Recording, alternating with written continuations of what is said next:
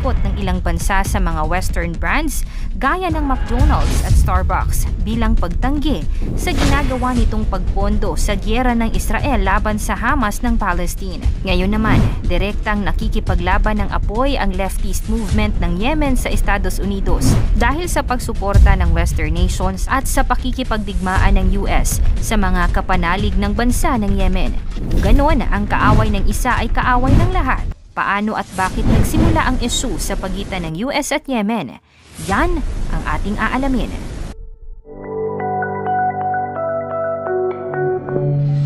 Ang Houthi movement ng Yemen.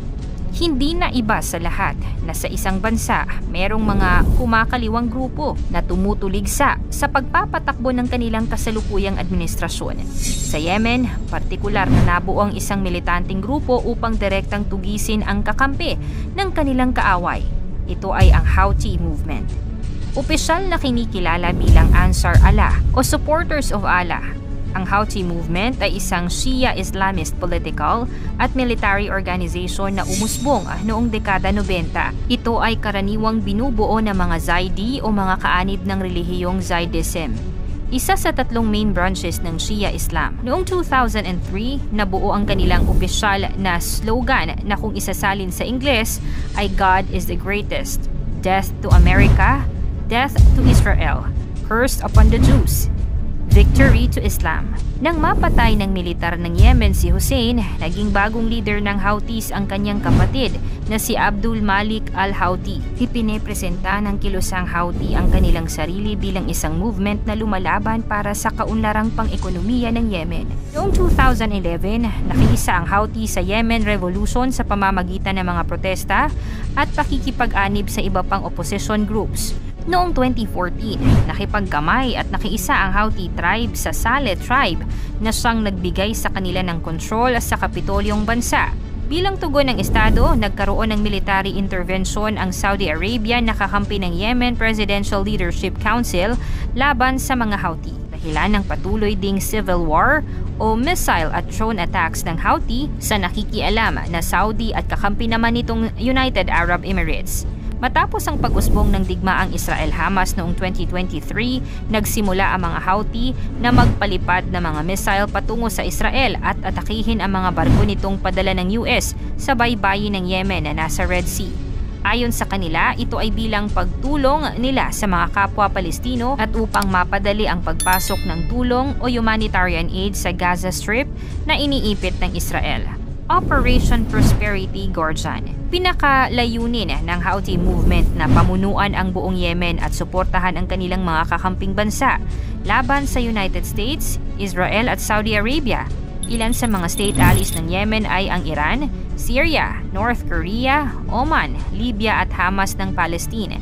Kaya naman konektado ang nagaganap na US-Houthi conflict sa kanilang relasyon sa bansang Israel at Iran. Nagsimula sa katapusan ng taong 2023 ang kasalukuyang tensyon kung saan nakikipaglaban ang US Navy sa mga drone attacks ng kilusang Houthi sa kanilang mga warships at iba pang sasakyang pandagat at pandigma na nasa Red Sea. Teritoryo ng Yemen, Iran, Oman, Israel at Palestine. Nagpapainit din sa girian ng bansa at ng grupo ang sagupaan ng militar at milisya sa iba't ibang teritoryo ng Yemen at US sa Iran, bahagi ng mas malaking digmaan na nagaganap doon.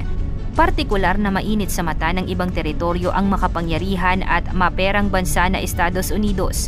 Kaya naman bilang tugon sa mga pag-atake ng Houthi, bumuo ang US ng multinational coalition at military operation na tinatawag nilang Operation Prosperity Gorjan. Kaaway ng isa, kaaway ng lahat. Nagsimula ang lahat noong Oktubre 8, 2023, isang araw matapos ang pag-atake ng Hamas sa Israel. Nagpadala ang US Defense Secretary ng strike group vessels sa Eastern Mediterranean bilang tulong sa Israel.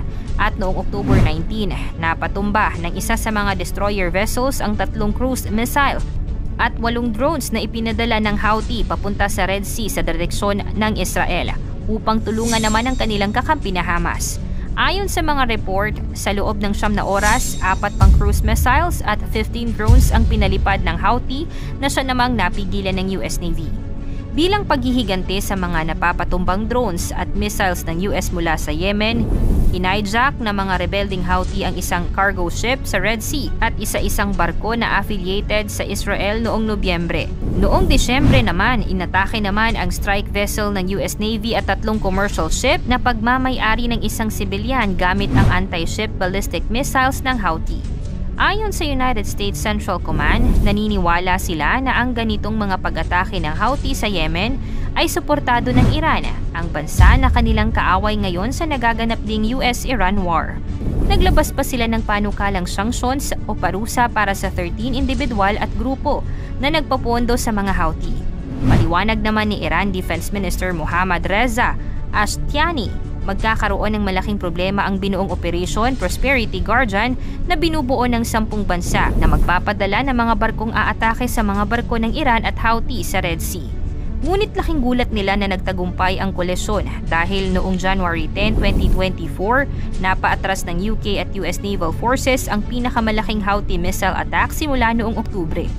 Nagbabala naman ang Islamic Resistance in Iraq na kapag muling inatake ng US at UK ang kanilang kapatid na mga taga-Yemen, aatakehin nila ang base ng mga kano sa abot ng kanilang makakaya. Hindi pa dito nagtatapos ang kaguluhan. Nito lamang January, simula noong January 12 hanggang 20, sunod-sunod na umatake ang US laban sa Houthi gamit ang mga missile strikes sa mga barko, submarines at naval vessels ng Houthi na itinuturing nilang immediate threat sa kalakalan at kaugnayan sa rehiyon. Ayon kay Lieutenant General Douglas Sims, ang direktor ng US Military's Joint Staff, matagumpay na naabot ng mga unang pag-atake noong January 12 ang kanilang layunin na sirain ang kakayahan ng mga Houthi na maglunsad ng komplikadong drone at missile attacks tulad ng kanilang isinagawa noong January 10 at mga nakaraang buwan. Ayon pa sa 2 opisyal ng Estados Unidos na nagsalita sa The New York Times, tinatayang nasira o nawasak ang kanilang vessels ang nasa 20 to 30% ng kakayahan ng Houthi na umataking muli. Bagamat nawasak ang halos 90% ng mga piniling target, idinagdag ng mga opisyal na mas magiging mahirap ang paghahanap ng mga target ng Houthi kesa inaasahan. Noong Enero 18, kinumpirma ni Joe Biden na hindi pa rin napigilan ng kanilang interventions ang Houthi sa patuloy na pag-atake sa mga barko. Ngunit sinabi nila na magpapatuloy ang mga pagsusumikap upang pigilan ang mga ito. Hindi na mga bata kung iisipin ang mga leader ng mga bansang ito. Ngunit para sa ideolohiya at mga layunin, para sa kanila, kailangang ituring na kaaway ang kaaway ng kanilang kakampi. Kaya naman ang larong ito, isang digmaan at kaguluhan, ang siyang mitsa ng pagsira ng buhay at paglaho ng pangarap at ng kapayapaan sa lupang ibabaw. Dapat bang manatili ang international relations ng mga bansa kung gagamitin lamang ito para sa gyera? Kung ikaw ay maging leader ng isang bansa, kanino ka kakampi? Sa mayamang bansa o sa bansang may ipinaglalaban? I-comment mo naman ito sa ibaba at huwag kalimutang i-like at i-share ang ating video para magbigay kaalaman sa iba. Hanggang sa muli, Kasoksay, God bless!